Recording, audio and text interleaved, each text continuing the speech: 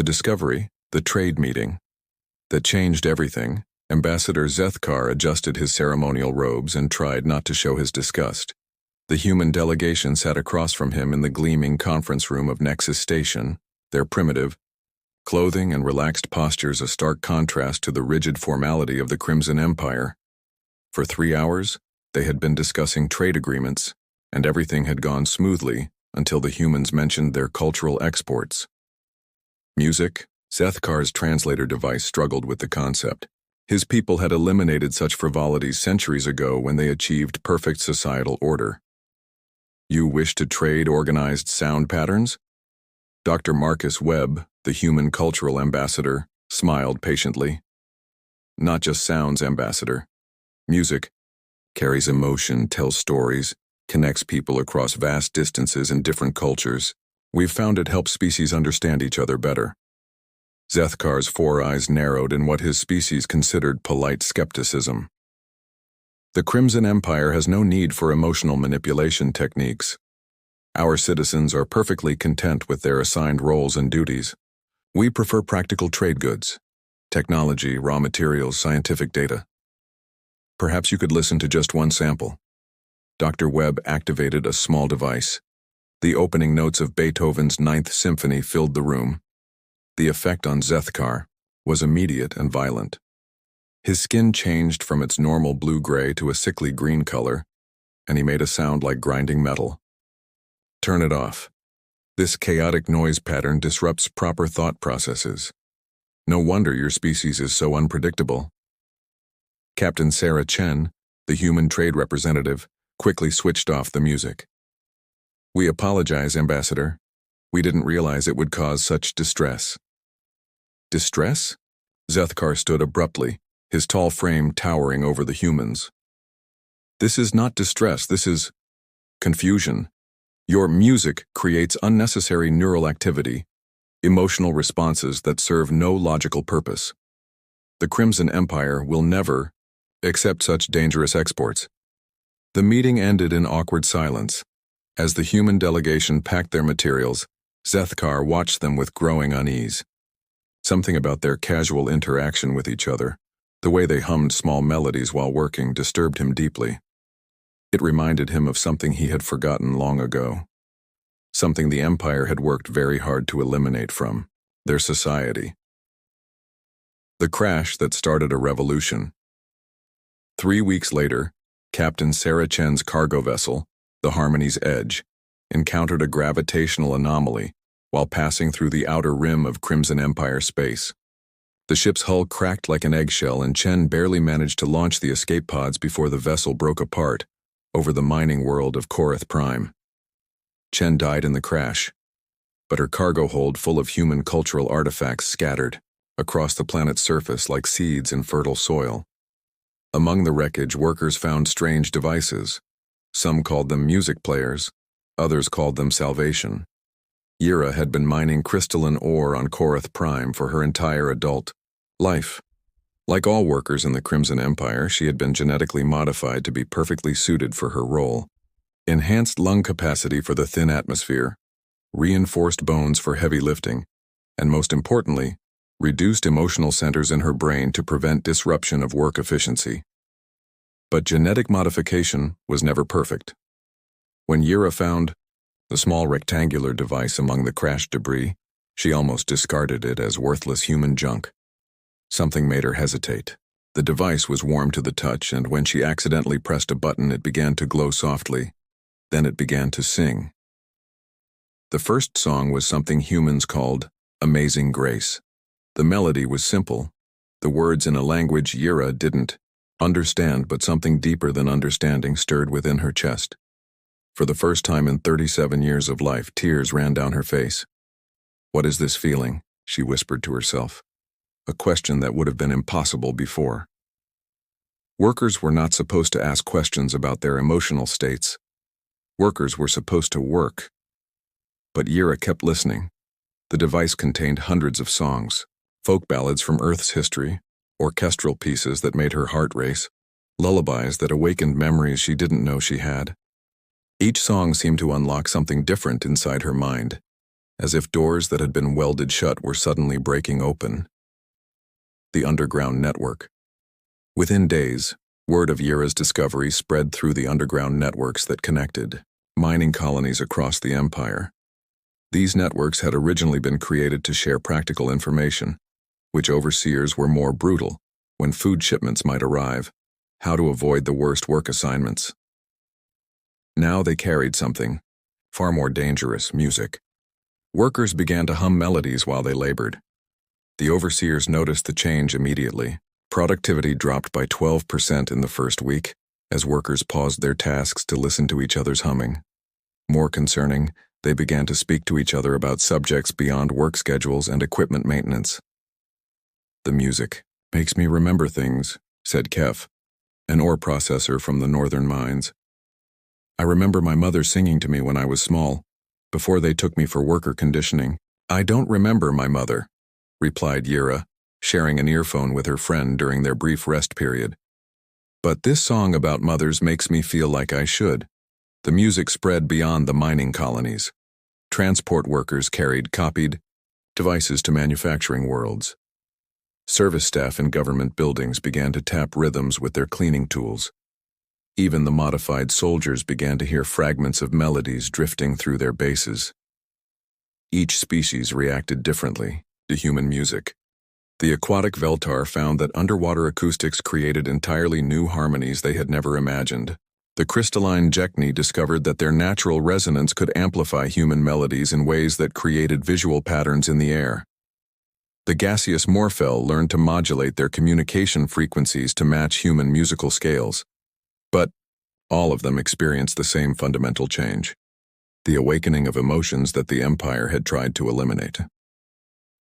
The Empire Strikes Back Admiral Kethvar received the reports with growing alarm. As the Empire's chief military strategist, he understood threats better than most, and what he was reading represented a danger greater than any alien invasion or rebellious colony.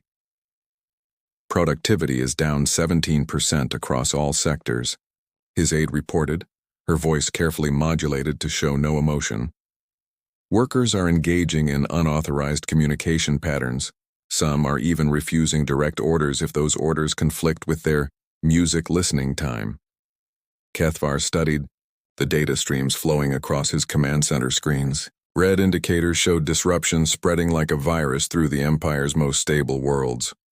What exactly are they listening to? Audio files from the crashed human vessel. The patterns are complex, sir. Our analysts believe the sounds trigger dormant neural pathways that our conditioning protocols failed to completely suppress. Impossible. The conditioning process removes emotional capacity entirely. Apparently not, sir.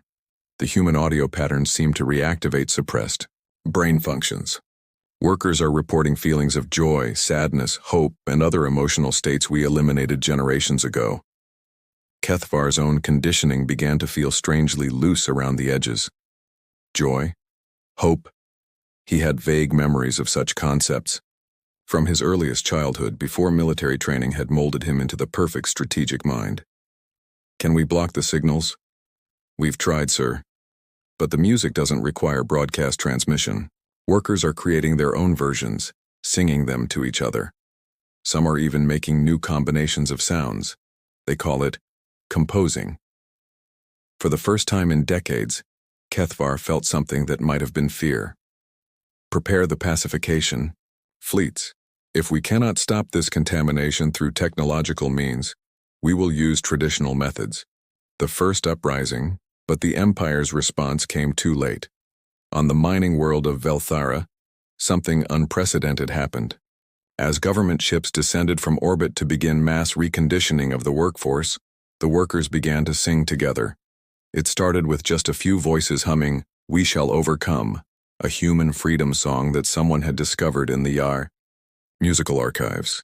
Then hundreds joined in, and finally thousands. The alien vocal cords couldn't pronounce the human words correctly, but they understood the meaning perfectly.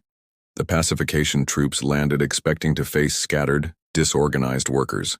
Instead, they found an entire population moving in, rhythm, singing in harmony, Their individual voices blended into something that was somehow greater than the sum of its parts. The troops, conditioned since birth to respond to chaos with violence, found themselves unable to act. The singing wasn't chaos, it was order, but a different kind of order than they had been trained to recognize. It was beautiful. Some of the soldiers began to lower their weapons. A few actually began to hum along with melodies they had never heard before, but somehow recognized as true. By the end of that day, Velthara was no longer under Empire control. The workers had not fought the occupation force, they had converted it through song. The point of no return ambassador Zethkar stood in his private chambers, staring out at the stars through his viewport. In his hand, he held a small device recovered from another crash site. He had been studying human music for weeks, trying to understand how simple audio patterns could destabilize the most efficient civilization in galactic history. Despite himself, he pressed the activation button. The song that played was different from the chaotic symphony he had heard in the trade meeting. This was gentle, almost hypnotic, a human lullaby called Twinkle, Twinkle, Little Star. As he listened, memories began to surface from depths of his mind he had forgotten existed. He remembered being young before the conditioning. He remembered his birth mother singing to him in the old language before such emotional displays were classified as inefficient. He remembered feeling safe, loved, complete in a way that his perfectly ordered adult life had never achieved. Tears, actual tears, ran down his face as he listened to the simple melody. For the first time in his adult life, Zethkar wondered if the Empire's definition of perfection might be wrong. Outside his viewport, he could see the lights of distant worlds, many of them now flickering with the chaos of musical revolution. The reports coming in were no longer about isolated incidents. Entire sectors were embracing human music and the emotional awakening it brought. The Crimson Empire was falling apart, one song at a time. And in the depths of his newly awakened heart, Zethkar realized he wasn't sure he wanted to stop it. 3. Liberation, the Great Awakening. 6 months after the first crash, the Crimson Empire was no longer recognizable. Admiral Kethvar stood in his command center, watching tactical displays that showed a galaxy in revolt. But this wasn't like any military uprising he had studied in the war colleges. There were no battle lines, no strategic objectives, no clear enemy forces to target. Instead, there was music everywhere. "Sir, we're receiving transmission from the Korath Mining Consortium," his communications officer reported, his voice strangely unstable. "But it's not a standard report format." "Play it," Kethvar ordered, though he suspected he already knew what he would hear. The speakers filled with voices, thousands of them, singing together in harmonies that had never existed before the humans. Came Korath miners, Veltar technicians, Jekni craftsmen, all blending their species' natural vocal abilities with human musical concepts to create something entirely new. The song was Imagine, by John Lennon, translated and adapted into a dozen alien languages but retaining its essential message of hope for a better world. As Kethvar listened, he felt his own conditioning beginning to crack like ice in spring. "Turn it off," he ordered, but his officer's hand hesitated over the controls. "Sir, I don't want to turn it off," the young male admitted. "It makes me feel, I don't know the word for it." Complete, Kethvar recognized the dangerous signs. His own crew was becoming contaminated by the musical virus. Soon he would have no reliable forces left to maintain order. "All personnel are ordered to report for immediate reconditioning. We will purge these emotional disruptions and restore proper function." But even as he gave the order, Kethvar knew it was too late. Half his fleet had already joined the singing rebels, and the other half was showing signs of infection. The Empire's most powerful weapons were useless against an enemy that converted rather than destroyed. The rebel composer on the liberated world of New Harmony, formerly designated Work Colony 7, a remarkable figure had emerged from the chaos. Yira, the miner who had first discovered human music, had become something unprecedented in galactic history, an alien composer of human-style songs. She sat in what used to be the colony's administrative center, surrounded by beings from a dozen different species, all working together to create new musical pieces that combined human emotional concepts with alien natural abilities. The Veltar can create underwater symphonies that humans never imagined, she explained to Dr. Webb, who had survived the crash and become an unofficial advisor to the rebel movement. And when the Jekni harmonize with crystalline resonance, they can make music that you can see as well as hear. Webb watched in amazement as a Veltar composer demonstrated, using modified human instruments to create melodies that seemed to flow like liquid light. Your people are natural musicians. The Empire's conditioning couldn't completely suppress that.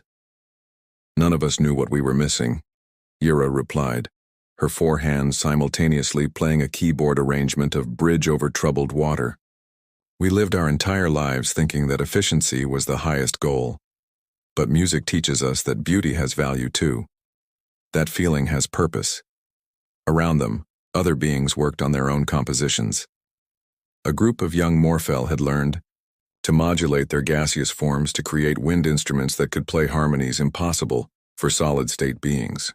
Former soldiers were writing marching songs about freedom instead of conquest. But their peaceful revolution was about to face its greatest test. The final Fleet Admiral Kethavar had gathered the Empire's remaining loyal forces around the core worlds, determined to make one last stand against the musical rebellion. His fleet included 300 warships, each equipped with sonic dampeners designed to block all audio transmissions. "This ends now," he announced to his assembled commanders, beings from across the Empire who still maintain their conditioning. "We will systematically reclaim each infected world, beginning with the source of contamination. The humans will be eliminated, and their musical virus will be purged from our civilization." The fleet moved out in perfect formation, their ships' hulls reflecting the cold starlight like mirrors. Each vessel was a masterpiece of efficient design, built for conquest and control. They had never failed to impose imperial will upon rebellious worlds, but they had never faced an enemy quite like this one. As they approached the rebel stronghold of New Harmony, their communications arrays began picking up transmissions from the planet below. Despite the sonic dampeners, fragments of music began leaking through their defensive systems. It started with just a few notes, the opening of Beethoven's Ode to Joy, played by a full orchestra of alien musicians who had learned human instruments and adapted them to their own physiologies. The melody was so pure, so filled with genuine happiness that even the dampening technology couldn't completely block its emotional impact. Kethavar felt something stirring in his chest, a warmth he hadn't experienced since childhood. "Increase dampener intensity," he ordered. But the music was getting stronger. The rebels weren't just playing recordings of human songs. They were creating their own versions, their own interpretations, their own improvements. The Veltar section added aquatic harmonics that made the melody flow like a river. The Jekni crystalline instruments created visual accompaniment that painted rainbows across the view screens. "Sir," his tactical officer reported, her voice trembling slightly, "some of our crews are requesting permission to listen to the full performance." "Denied. All personnel will maintain conditioning protocols." But Kethavar could see it happening throughout his fleet. Individual crew members were removing their personal audio dampeners. Some were even beginning to hum, along with the music from the planet below. The battle that became a concert, when the first Imperial ships opened fire on New Harmony's defenses, something unprecedented happened. Instead of conventional shields or weapons, the planet responded with music. Every speaker, every communication array, every piece of audio equipment on the surface began broadcasting simultaneously. But instead of a cacophonous noise, the result was the most complex musical performance in galactic history. The rebels had spent months preparing for this moment. They had composed a piece they called Symphony of Liberation, incorporating musical elements from every species in the Empire. As the Imperial weapons fired, the symphony played, and something impossible began to happen. The music was so beautiful, so emotionally powerful, that it began to physically affect the attacking ships. Crew members stopped following orders and started listening instead. Weapons operators found themselves unable to target speakers and orchestras. Fighter pilots began flying in rhythm with the melodies rather than following attack patterns. Sir, his tactical officer reported, her voice trembling slightly. Some of our crews are requesting permission to listen to the full performance. Denied. All personnel will maintain conditioning protocols. But Kethvar could see it, happening throughout his fleet. Individual crew members were removing their personal audio dampeners. Some were even beginning to hum along with the music from the planet below. The battle that became a concert. When the first Imperial ships opened fire on New Harmony's defenses, something unprecedented happened. Instead of conventional shields or weapons, the planet responded with music. Every speaker, every communication array, every piece of audio equipment on the surface began broadcasting simultaneously. But instead of a cacophonous noise, the result was the most complex musical performance in galactic history. The rebels had spent months preparing for this moment. They had composed a piece they called Symphony of Liberation, incorporating musical elements from every species in the Empire. As the Imperial weapons fired, the symphony played, and something impossible began to happen. The music was so beautiful, so emotionally powerful, that it began to physically affect the attacking ships. Crew members stopped following orders and started listening instead. Weapons operators found themselves unable to target speakers and orchestras. Fighter pilots began flying in rhythm with the melodies, rather than following attack patterns. Admiral Kethvar watched his perfect fleet dissolve into chaos. But it was a different kind of chaos than he had expected. Ships weren't exploding or retreating. They were landing on the planet's surface, their crews emerging with their hands, raised not in surrender, but in applause. Sir, his navigation officer said quietly, the crew is requesting permission to join the symphony. We could land in the Western continent, where they need more bass voices for the lower harmonies. For the first time in his military career, Admiral Kethvar felt his resolve crumble completely. The music was overwhelming his conditioning, reactivating emotional centers he had thought were permanently disabled. As he listened to the symphony of free beings creating beauty together, he realized that everything the Empire had taught him about perfection and efficiency was wrong. Stand down all weapons, he ordered quietly. Open landing bays. Prepare to join the performance. The new symphony of the galaxy 1 year later, the former Crimson Empire was no longer an empire at all. The rigid hierarchical structure had been replaced by loose confederations of worlds united not by law and order, but by shared musical traditions and artistic collaboration. Ambassador Zethkar, now simply called Zeth by his friends, stood on the concert platform of New Harmony's great amphitheater. Around him, beings from 100 different worlds prepared for the anniversary performance of the Liberation Symphony. Dr. Webb, now the director of the Galactic Institute for Cross-Cultural Music, smiled as he watched the orchestra tune their instruments. Human violins sat alongside Veltar water harps and Jekni crystal drums. The conductor was a former Imperial general who had learned to read musical notation with the same precision he had once applied to military tactics. Did you ever imagine it would spread this far? Zeth asked, gesturing toward the vast audience that included representatives from thousands of worlds. Webb shook his head. We knew music was powerful, but we never imagined it could actually overthrow a galactic civilization. Your people were more ready for emotional awakening than anyone realized. Perhaps, Zeth replied, picking up his own instrument, a modified, human guitar adapted for his four-fingered hands. Or perhaps we simply discovered what we had been missing all along. As the conductor raised her baton, the great amphitheater fell silent. Then, with a gesture that released years of suppressed emotion and creativity, she brought down her arms and the Liberation Symphony began to play. The music that filled the air was indescribable, part human classical tradition, part alien innovation, part pure emotional expression that transcended species boundaries. It told the story of beings who had lived their entire lives in silent efficiency, only to discover that beauty and feeling were not frivolous luxuries, but essential parts of what made life worth living. In the audience, former soldiers wept openly as the symphony's martial movements reminded them of comrades lost in meaningless wars. Former workers sang along with melodies that celebrated the dignity of labor, when it was freely chosen rather than imposed. Former administrators swayed to rhythms that spoke of communities built on cooperation rather than control. And throughout it all, the spirit of humanity's gift to the galaxy resonated, not just the music itself, but the idea that art and emotion could be more powerful than weapons and laws, that creativity could overcome oppression, that a simple song could change the fate of civilizations. As the symphony reached its crescendo, with voices from 1,000 worlds joining in perfect harmony, Admiral Kethvar, now simply Keth, conductor of the New Harmony Orchestra, realized that he had finally found the victory he had spent his life searching for. Not victory over others, but victory over the emptiness that had defined his existence under the Empire's rule. The music ended, but the silence that followed was not empty.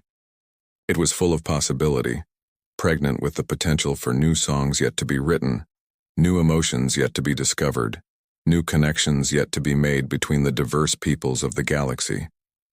And in that silence, everyone knew that the age of the Crimson Empire was truly over.